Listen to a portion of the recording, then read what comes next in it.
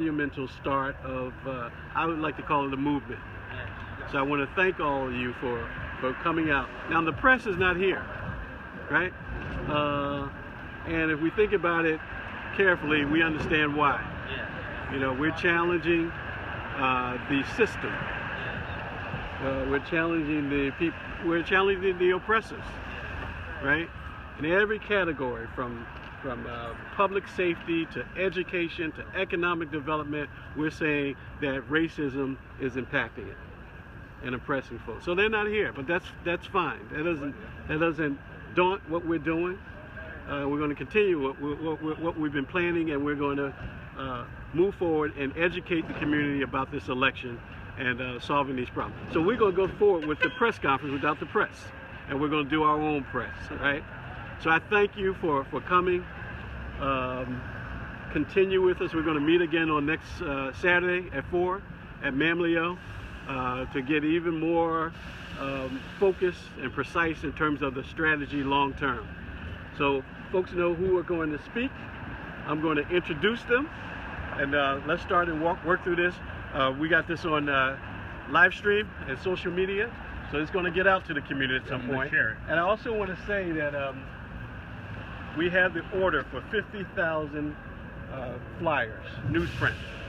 They're ready, and we paid for them, right? Right? We got the website up, and we paid for that too. We're on Facebook, we're on Twitter. We got everything lined up, including yourself. So don't be discouraged around who's not here. We're going to push through this thing and make it work.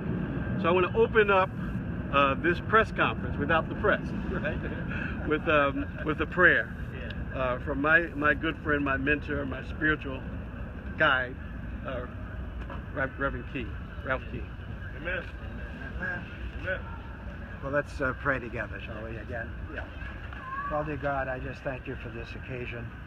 I thank you that I've been invited to this in a real sense. And my wife today as well, even though we live in the South End, not this neighborhood. But I'm here because I want to see this effort expand through other neighborhoods of Boston, including where I've lived since 1971. And I just pray, Lord, that that will happen even to other cities. And I guess that's already happening too. Because you hate racism. You hate racism. Yes. And all of us should hate racism. Yes. And do what we can to get rid of it. And so, Lord, we just pray that this might be another great step forward.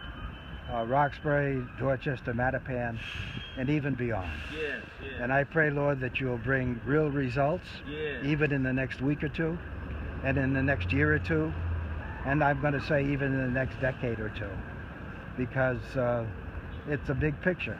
Yes. But Lord, each one of us here today, I think, is totally committed to doing what we can as individuals, and the groups that we're part of, the communities that we're part of, that you might bring your dream bigger and bigger into Boston. So I pray in your name. Amen. Amen. So I want to introduce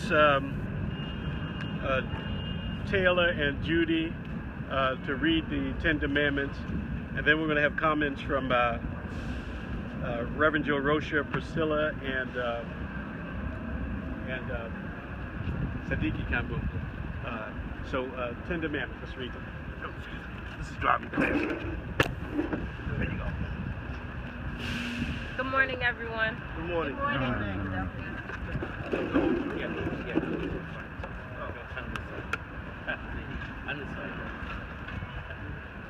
Yeah, that's okay. Good morning. My name is Taylor, and I'm going to start off by reading our first 5 out of 10 Commandments. We demand a commitment from the next mayor to focus on the success of Black, brown, and all children of color, especially boys, in the Boston Public School. We demand that the Boston dropout rate be reduced to 0. By effectively meeting the needs of our at-risk youth, the city must adopt creative strategies that focus on retention, outreach, and educational excellence. We demand that a city policy around displacement of people of color and a policy that deals with equity fairness, and justice regarding the issues surrounding gentrification. We demand a reduction in violent crime in Boston. This means the Boston City Police must develop a strategy that is shared with the community that addresses murder and violence within communities of color.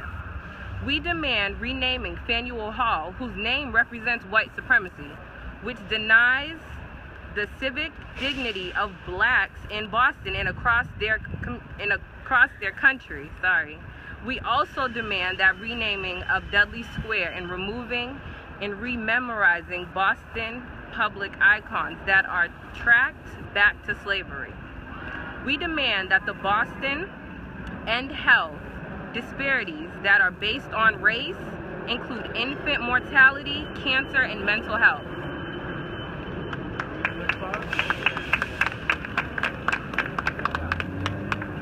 And I will pick up. We demand equal procurement contracts from the City of Boston in order to share in the vast economic wealth in the city. People of color represent 55% of the city's residents, yet we share in less than 5% of the money that the city spends on goods, services, and vendors. We demand a clear policy that reduces income inequality in the city of Boston. Our city is first in income equality in the United States and is home to the third highest numbers of millionaires in the country. This is an embarrassment and must be addressed. We demand that the mayor and the city council of the city commit to an economic taxing system that creates income equality, more affordable housing, and jobs that pay higher wages.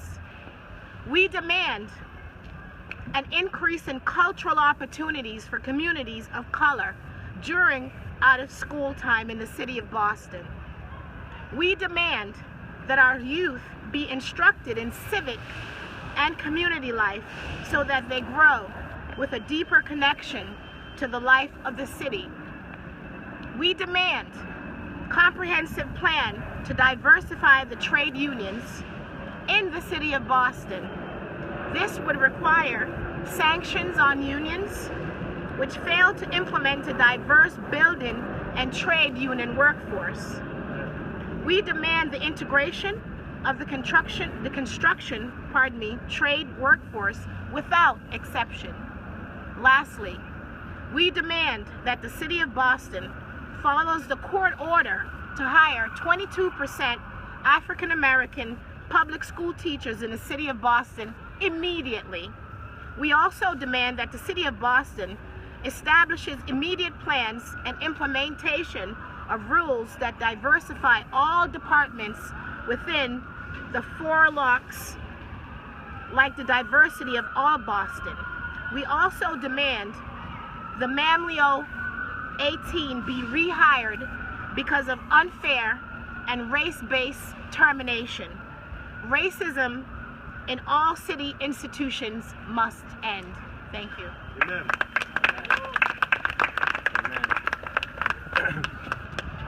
Good afternoon, ladies and gentlemen. My name is Reverend Joseph Rocha, and I'm from Grace Church of All Nations. I am proud to stand with these individuals that have shown the compassion to meet the needs and address the needs that are affecting, that are plaguing our community. They have that compassion to sacrifice all. I'm here today to talk about 2 particular aspects, as education and lack thereof, and the black church. As I talk about education, our communities, our neighborhoods are segregated, our education is segregated. The Boston Public School is teaching a majority of non-white students. 86% are non-white and 76% are low income. Amidst those concerns, as well as the waning teacher diversity, consent decrees that are not being fulfilled and complied with, there are daunting questions that we need to address. High dropout rates, we are not meeting the needs of our students, and we're not preparing them. We are teaching not the solving matter skills, but we're teaching them basic skills, and we're behind that as it is. You know, as it was shown earlier this year when school students came out in protest, when it was known that they were going to take back the monies as far as education. They knew and they understood the importance of that, and we stand with them in that regards. So we are talking about education that is going to meet all of our students. All of our students, our black and brown students, as well as students that have disabilities and special educations. It must be up to us to address these issues, to come together, to resolve these issues so that we can make a better way for all in this community, all in Boston, to provide better education. Now, in regards to the black church and to the universal church at large, I come as a member of the clergy. And there was a time when the black church stood out in front whenever these questions, whenever these protests, whenever these concerns came about. They were the first to address these issues. And I'm saying to all my brothers and sisters in the clergy that we must step out beyond the pulpit, that we must go beyond the four walls of our church and venture out into the byways and highways. We are compelled by Scripture to do that. It says in the Bible that when we were hungry, that we fed them, and that when we had no homes, that we provided the shelter. When we had nothing to drink, we provided the water, that living water. So I am encouraging my brothers and sisters to get out there, to be on the front lines, to understand what is happening in our community and to address those needs. We must do it. We are compelled to do it. And I implore all the clergy to look at these things and see how they can address these issues, and how they can join with us to ensure that those peoples that don't have a voice, those individuals that are disenfranchised, that we will be their voice, that we will be that light for them, to shine on a system that is systematically racist and is not affording the opportunities. I recall when the writers of the Declaration of Independence said that we are all created in the image of God. Amen. And that we have these inalienable rights to life, liberty, and the pursuit of happiness. When they wrote that document, they were meaning, when they said happiness, they meant prosperity. Our communities, Mattapan, in Dorchester, in Roxbury, in South Boston, Chinatown, are we all prospering? And if we are not all prospering, shouldn't we bear some of that? And shouldn't we address those issues and deal with that? Let me just conclude by saying that every oak tree started with a couple of nuts, but they were decided to stand upright. And we stand upright at this point right now to address these issues. God bless you. Okay, I need a little call and response, okay? We are the people! Yeah. We have the power! Yeah. We are the people! Yeah. We have the power! We have the power. All right. My name is Priscilla Flint Banks. My husband, Brother Lowe, and I co-founders of the Black Economic Justice Institute. I am the chair of the Boston Jobs Coalition and the co-chair of the Blue Hill Corridor Planning Commission. We are community organizations that advocate for good jobs in our community, and we also work on stemming the tide of gentrification.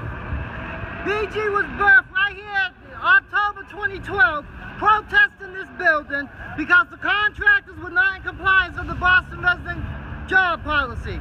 We have protested at several community projects, as well as Millennium Partners and Ink Block in Chinatown. As you can see, they are all built and operating. And if we look at how many Boston residents, people of color, and women who were on these jobs, we know that none of these jobs were in compliance. We are fighting not only for construction jobs, but permanent jobs as well. Yes. We created the good job standards after the deception of Madison Park CDC and Tropical Foods when they promised to pay construction workers $50 an hour, and they only paid them $11 to $15. We also know that gentrification is alive and well. It is moving from Roxbury through Dorchester to Mattapan. We have said many times if we as people who want to continue to live in Boston, we must come up with a new plan. We must end displacement. You have heard the 10 Commandments, and if you agree with them, we ask you to come join us and support us by helping us to get them out to our communities. We stand in collaboration and partnership with the members of our community and the organizations that are here today to proclaim loudly, enough is enough. This is an election year, and next week we go to the polls. We must get out and vote. We must encourage our family, our friends, and our neighbors to vote next Tuesday, September 26th. We always have a poor showing in primaries, and that is what the politicians depend on, us not going to the polls. Let's surprise them this year and go out. That is one way we can change our politicians. We have elections every year in this city. There is no reason why we can't make change if we really want to. Boston is the #1 gentrifying city in the country. #1 in income inequality. White wealth, $247,500. Black wealth, $8. That fact alone should make you get up and do something. We all know Boston is also one of the most racist cities in the country.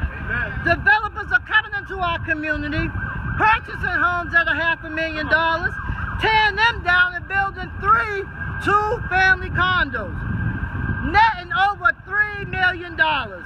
And the zoning board at City Hall allows it, creating displacement and higher property taxes increase. We must stop this now. Thank you.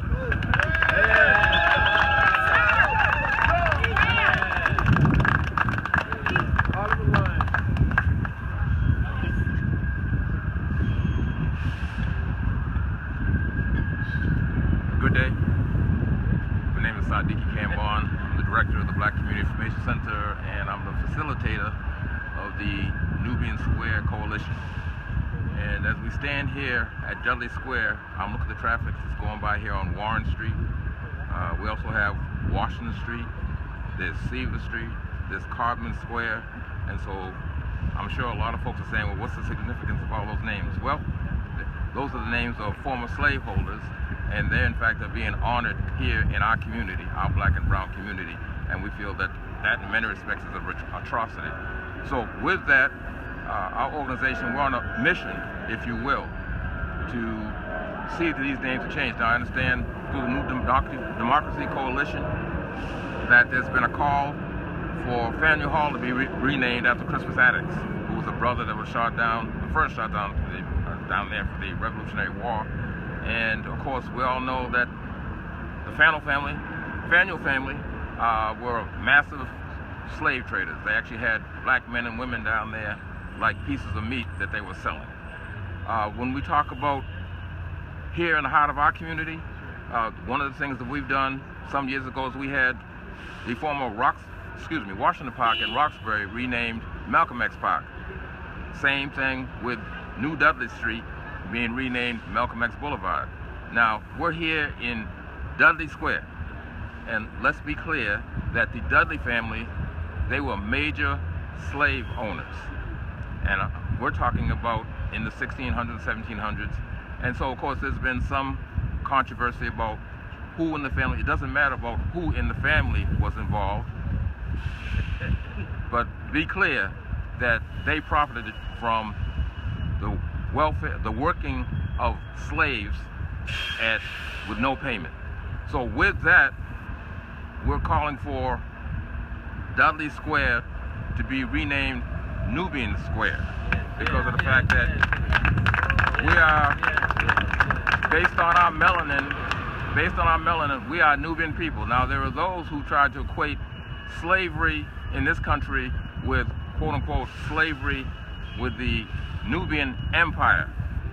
So from a historic perspective, that we are the original people as African people, and that we had a glorious empire that began back in 2000 BC, and I think it's in 5064 what you had transpiring is that when you're a huge empire of that nature, and let me just say advanced academically and everything you can talk about in terms of human rights, that they were under attack. And of course, when you at war with specific parties, you take prisoners. And the difference is that when you were taken prisoner, you had an opportunity to, in fact, become a part of that society. With the brutality of the slavery here, you can't compare it. When you've got black men and women who are kidnapped, chained in a ship, laying in their own feces and can do nothing about it, and being brought here and brutally attacked on a daily basis, there's no comparison with the brutality. So for those who try to compare that with what happened with the Nubian Empire, you're incorrect. So what we're calling on is for the community to get behind this process because of the fact that it's been said all the time, what's in a name? Well, it's important with the name. Let me just say this, that, and I've been quoted as saying this before, if you go to the North End, which has a very high Italian population, you won't find Mussolini Square. That's right. If you go to Newton, where they have a high Jewish population, you won't find Hitler Square. But for some reason, we're comfortable with the names of our oppressors being honored in our community. So with that, we have to take it in our hands to see to it that all the names get changed. Cardman Square, Warren, Seaver, Washington, right on down the line. So we're hopeful that the community will in fact come together around this process and take it upon themselves to do the same thing. And I know that we met with the merchants of Dudley recently, and they were concerned about having enough foot traffic here for their businesses. And would this offend white people? We said, first of all, that if you go to Chinatown, you see white people shopping and there's no problems, right? So if we have quality products here, they will shop here. But the other piece that's most important is that black people in this community have no connection with the name Dudley. But I can assure you, from a cultural perspective, with the name Nubian Square, that our people will adopt this as our shopping district commercially, and will stop going to these suburbs and spending our money elsewhere. So let me just close with that we're standing here at Dudley Square, soon to be Nubian Square. All right, thank you.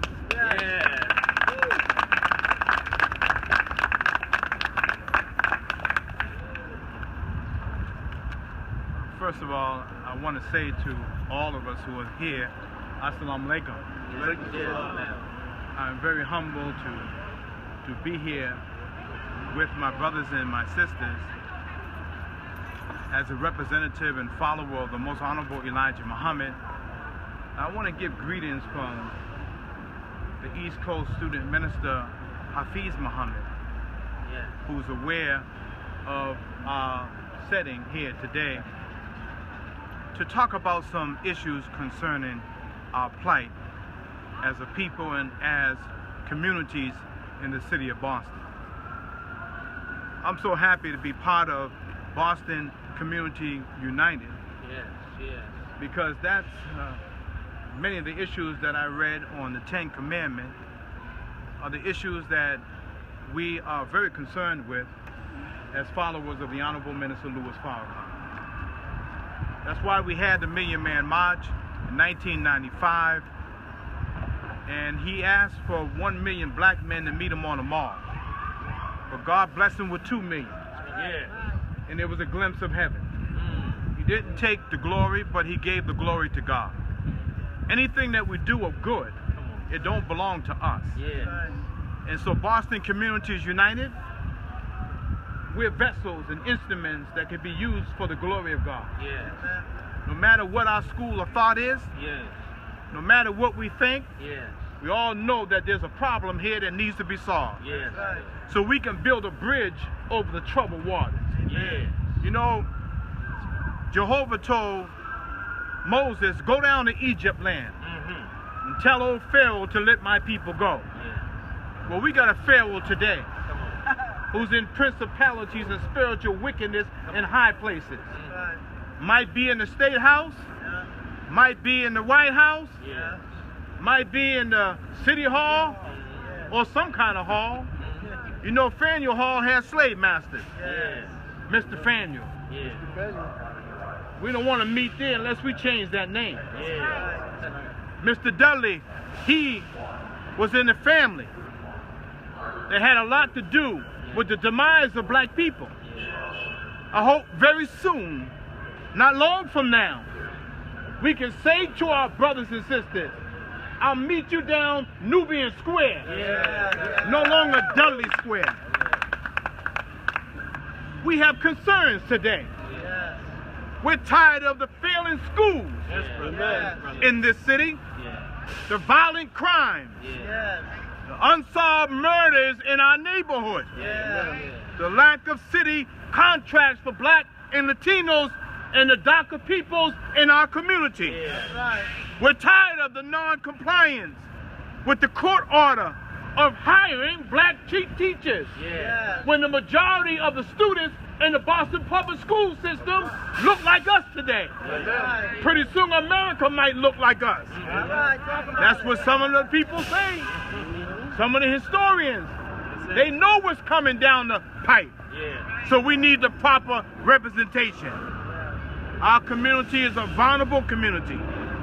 It continues to suffer. We suffer in Roxbury, Dorchester, Mattapan, and other parts of the city as poor people. We're denied a good education, affordable housing. We need more jobs and a livable wage. Think about this. We suffer from high crime, incarceration, poor medical care. We need to be our own doctors. We need to be our own lawyers. We need to be our own everything. And maybe we might then get some respect from others. We deserve everything that you say a citizen deserves. We're tired of being second-class citizens. When we built this country, and that includes the city of Boston. So I say to you, we must rise up and stand up, and our voices must speak for the voiceless. Never be afraid to tell the truth to power. They put on pants just like us. Some put on a dress just like some of you. But at the end of the day, there is a God that all of us have to answer to. And his justice will not sleep forever.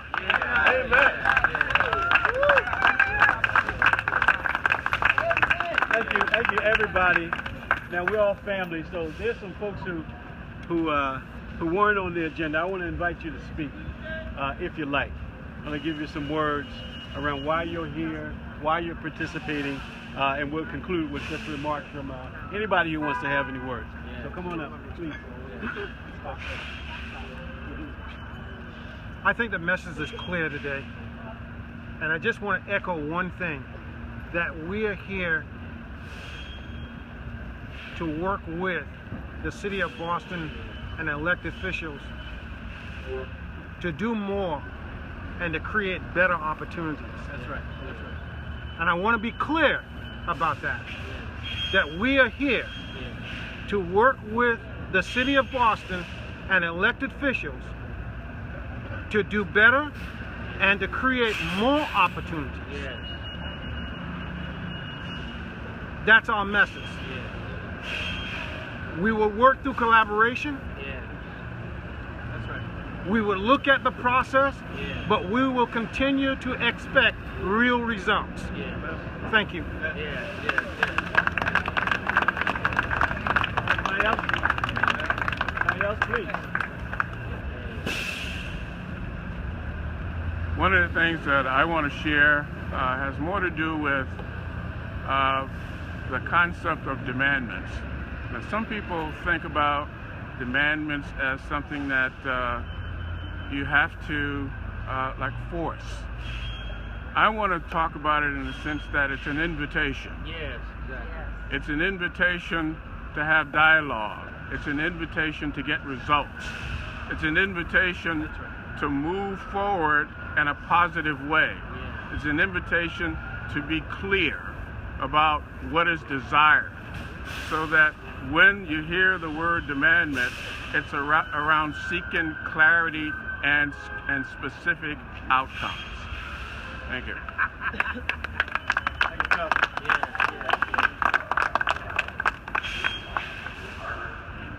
My name is Reverend Judy Key. I live in Boston. I've lived here for 30 years.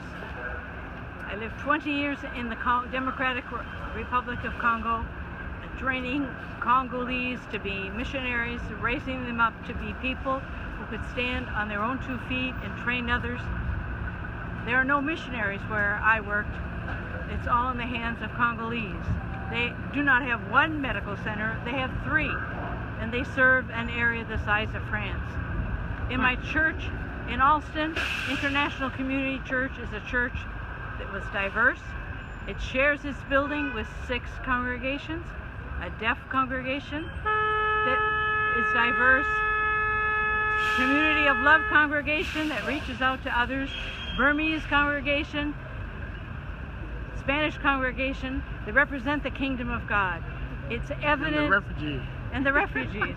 And the Liberian. Excuse me, I forgot one. I've seen poverty the world around, as well as right here in our own country.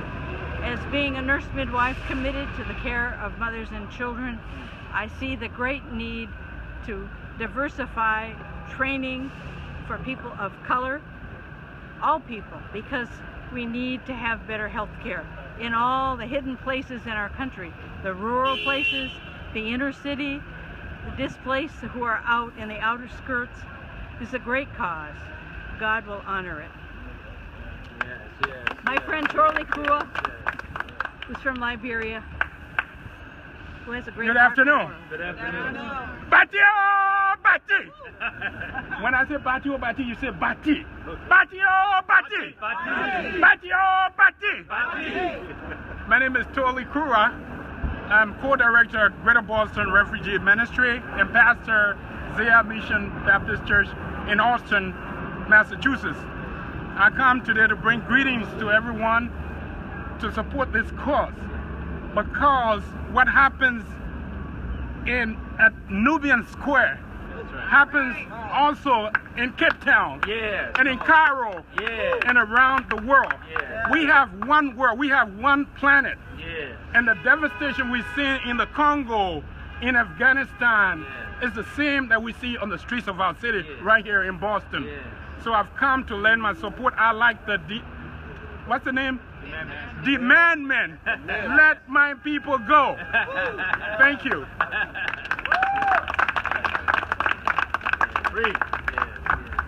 How you doing? I'm Supreme Richardson, agent of change for the community of Boston and my own people. I'm also the co-founder of FIN, Fathers in Need, and we're gonna release this statement. To whom it may concern, we the Fathers of FIN endorse the efforts of the Black Community Information Center, the Boston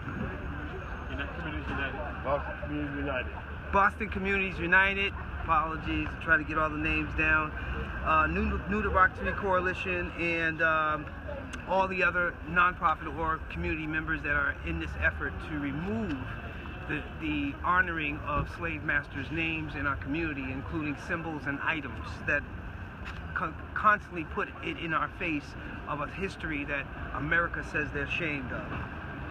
We should not continue to honor these individuals, because honor means that they have done something that is more beneficial than oppress.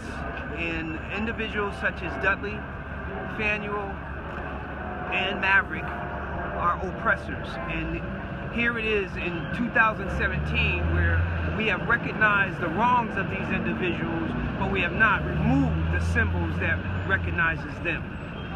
This is constantly a slap in the black culture's face. This is a slap in my children's and my future's face.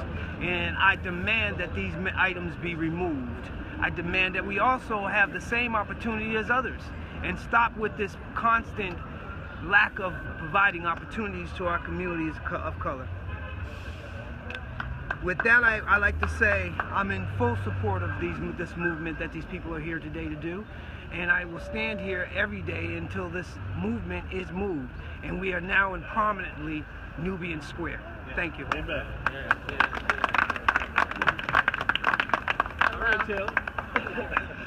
Can you just show the people that are gathered here for me, please?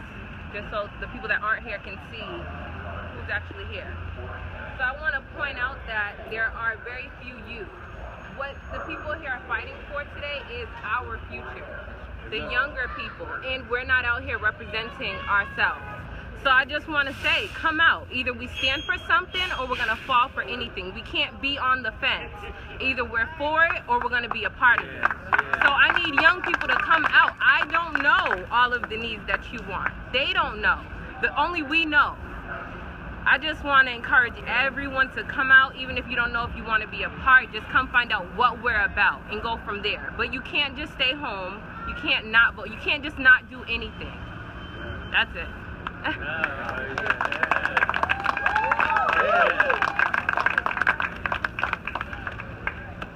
All's well? Everybody else? All's well. All right, marching orders, right? Next meeting is next Saturday at 4 o'clock. And we have the ammunition to kick this movement off. We got 50,000, 4 o'clock, 61 Columbia Road. So we have what we need to make this movement successful. Yes. Right? We got the materials. Yes. And we have the people. And we have the will. Yes. So let's not stop here with the good words. Let's do some good deeds. It's a tough battle. Yes, it is. It really is. And they don't want to hear us talk about race. They don't want to hear us talk about inequality. Yes. They don't want to hear us talk about changing the names of places that belong to slaveholders. But it's an embarrassment to us, and we demand our dignity. So let's pull together, folks. All of you are leaders. Again, I want to thank you for all that you've done over the last 3 weeks, and the people who've come together over the last week or so. So it's not over. This coming Saturday, 61 Columbia Road, 4 o'clock, we really start in earnest. And we have petitions. This is one of the commitments that we made to ourselves. We're going to collect 5,000, at least 5,000 signatures across the 65 majority-minority precincts in the city, right? And they're our constituents. And we're going to represent them. When they sign on, we're representing them at City Hall, at the State House, at the White House. So let's get these signatures, and let's get to the planning table on this coming Saturday, 4 o'clock, 61 Columbia Road. Thank you all for coming. Appreciate it.